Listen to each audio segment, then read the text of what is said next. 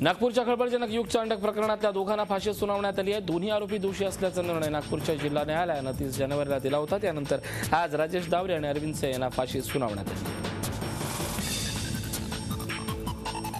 दुष्काळग्रस्त भागातल्या शेतकऱ्यांच्या कर्जमाफीसह अन्य प्रश्नांबाबत उच्च न्यायालयाच्या औरंगाबाद खंडपीठाने केंद्र आणि राज्य सरकारला नोटीस बजावली आहे। या 4 आठवड्यात आपलं म्हणणं मांडण्याचे आदेश कोर्टाने दिले आहेत। माजी आमदार शंकर धोंडगे यांनी केलेल्या याचिकेवर कोर्टाने हे उत्तर दिले आहे।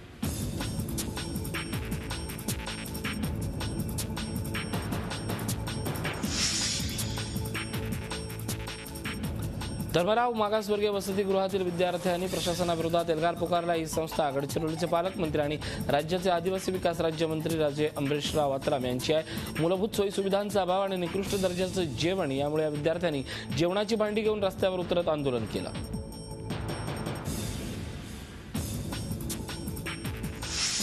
राज्यात सौर ऊर्जा आणि साखर कारखान्यांच्या माध्यमातून मोठ्या प्रमाणात वीज निर्मिती करण्यात सरकारला यश आलंय। त्यामुळे येत्या 6 महिन्यात इतर राज्यांना वीज विकणारं राज्य म्हणून महाराष्ट्राची ओळख निर्माण होईल, असं सहकार मंत्री चंद्रकांत पाटील यांनी म्हटलंय।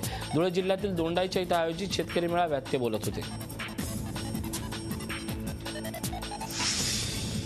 प्रसिद्ध अभिनेत्री हेमा मालिनीला दिलेला भूखंड राज्य सरकारनं परत घ्यावा अशी मागणी विरोधी पक्षनेते राधाकृष्ण विखे पाटील यांनी केली आहे। कोणताही विचार न करता सरकारनं घाईगडबडीत हेमा मालिनीला भूखंड दिल्याचं विखे पाटील म्हणाले।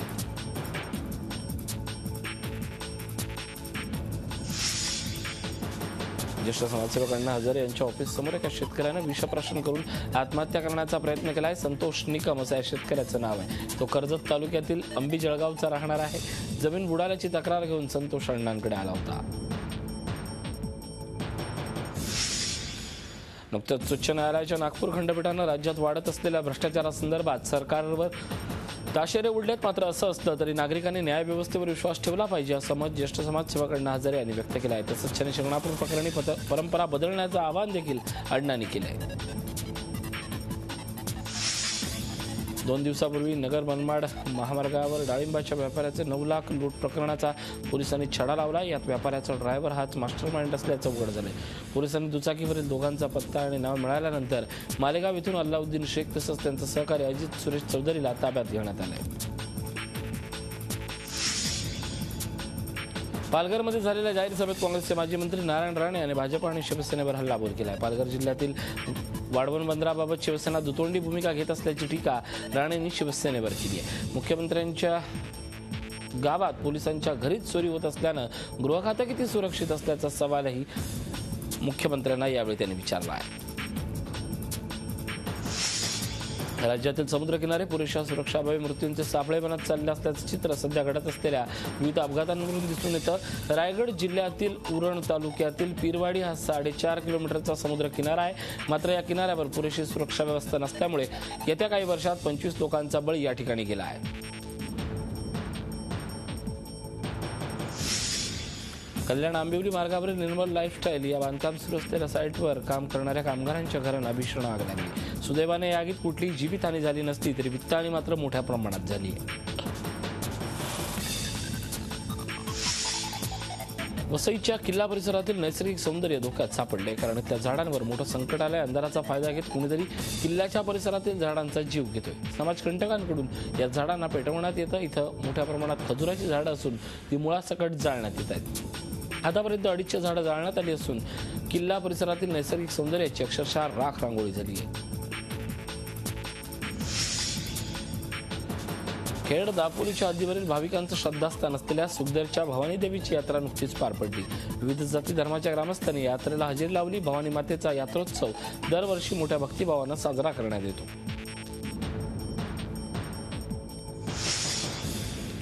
मुंबईमध्ये अंधेरीत एका व्यावसायिकाची निर्घृण हत्या करण्यात आली। ही घटना सीसीटीव्हीमध्ये कैद झाली। गिल्बर्ट हिल रोड परिसरात ट्रान्सपोर्ट व्यावसायिक रामू धोत्रे आपल्या घरासमोर उभे होते। त्याचवेळी दोघांनी त्यांच्यावर भीषण हल्ला केला।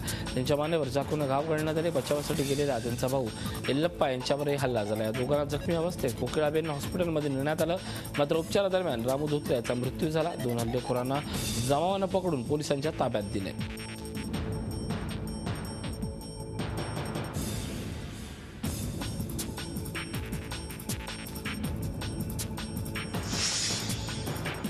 सूरज परमार आत्महत्या प्रकरणी अटकेत असलेल्या 4ही नगरसेवकांच्या न्यायालयीन कोठडीत 17 फेब्रुवारीपर्यंत वाढ करण्यात आली आहे. नजीब मुल्ला, विक्रांत चव्हाण, सुधाकर चव्हाण, हनुमंत जगदाळे या 4ही नगरसेवकांना काल कोर्टात हजर करण्यात आलं होतं. विक्रांत चव्हाण आणि नजीब मुल्ला यांच्या जामीन अर्जावर आज कोर्टात सुनावणी होणार आहे.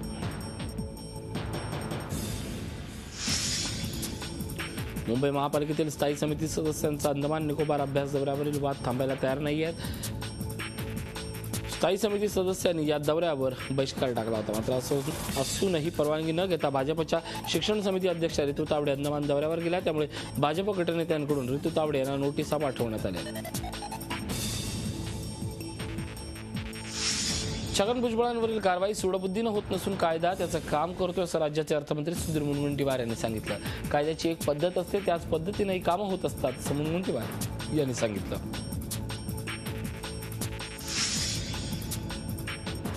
सुनील तटकरे आणि अजित पवारांनी एकनाथ खडसे यांची भेट घेतली. समीर भुजबळ यांच्या अटकेनंतर भेट झाल्यानं राजकीय वर्तुळात चर्चा सुरू झाली आहे. महानंदासंदर्भात भेट घेतल्याची शक्यता वर्तवण्यात येते आहे.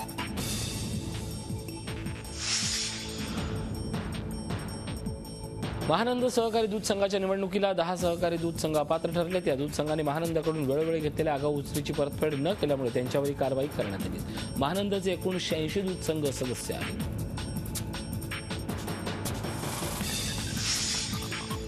राज्यातील अंगणवाड्यांसाठी यापुढे अभ्यासक्रम असणार असल्याचं बालविकास मंत्री पंकजा मुंडे यांनी सांगितलंय. अंगणवाड्यांमध्ये पोषण आहारासोबत आता अभ्यासक्रम असणार आहे. लहानपणापासूनच मुलांना अभ्यासाची गोडी लागावी हा यामागचा उद्देश असल्याचं त्यांनी स्पष्ट केलंय.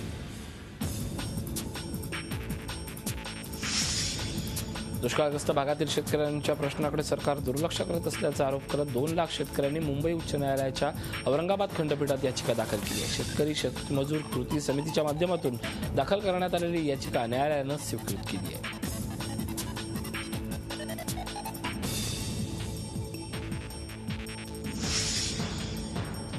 बाळासाहेबांच्या स्मारकासाठी मुंबईतल्या महापौर बंगल्याच्या हस्तांतरणाची प्रक्रिया कागदी घोड्यामध्ये अडकण्याची शक्यता आहे. स्मारकासाठी महापौर बंगला देण्यासंदर्भात मुख्यमंत्र्यांचं महापालिकेला पत्र आल्याचं आयुक्त अजय मेहता यांनी स्पष्ट केलंय. महापौर बंगला संबंधित ट्रस्टकडे देण्यासाठी प्रस्ताव पारित करावा लागेल असं आयुक्त मेहता यांनी स्पष्ट केलंय.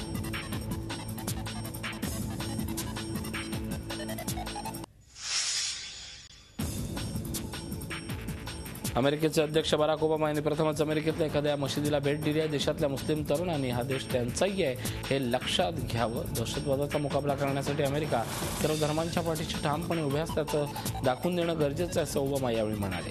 मेरीलँड राज्यातल्या बल्टिमोर इथल्या मशिदीला ओबामाने दिलेल्या भेटीला राजकीय पार्श्वभूमी आहे. पुढल्या वर्षी होणाऱ्या अध्यक्षपदाच्या निवडणुकीत रिपब्लिकन उमेदवारीसाठी उत्सुक असलेल्या सर्वांनी मुस्लिम दहशतवादाचा मुद्दा पुढे केला आहे. यात आघाडीवर असलेले डोनाल्ड ट्रम्पही मागे नाहीत. त्यामुळेच डेमोक्रॅट असलेल्या ओबामांनी आपल्या पक्षाची सहिष्णुता या घटनेतून दाखवून दिल्याचं स्पष्ट आहे.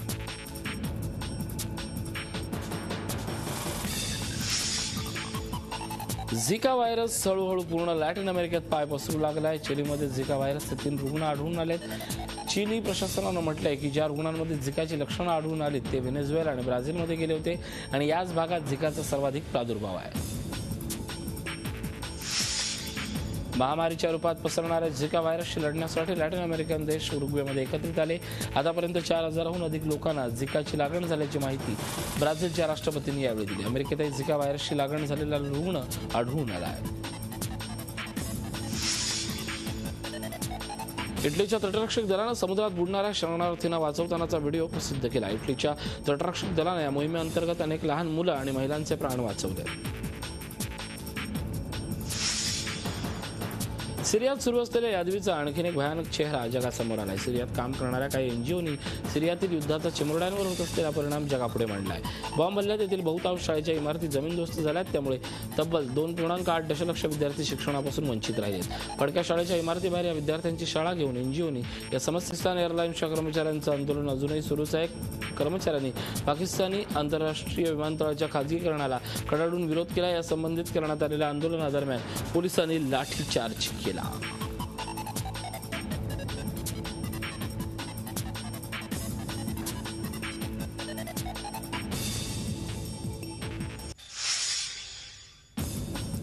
मंगोलिया स्नो मॅरेथॉनचं आयोजन करण्यात आले. 0°C तापमान असणाऱ्या मंगोलियातील खडतर भागात या स्पर्धेचं आयोजन करण्यात आले. यात केवळ 9 स्पर्धकांनी सहभाग घेतला.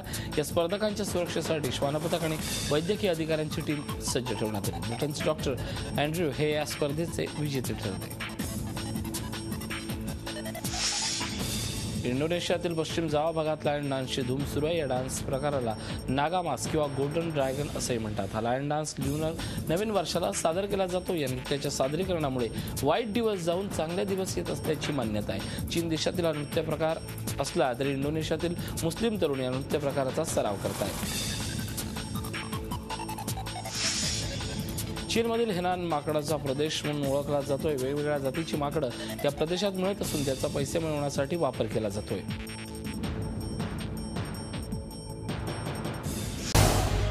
झी 24 तास रहा एक पाऊल पुढे.